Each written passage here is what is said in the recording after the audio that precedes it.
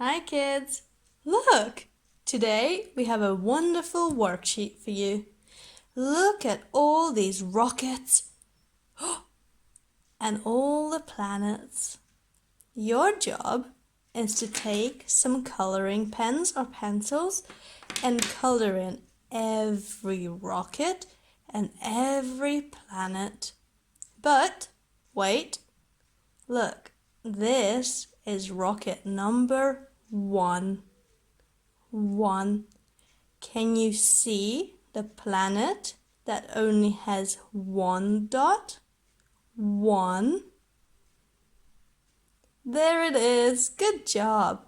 Yes, so now this one and this one needs to be the same color.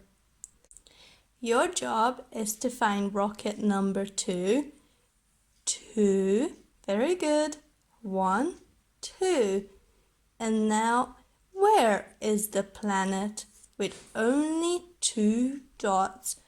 1, 2. Yep, there it is. Very good. And now you need to find all of them, okay?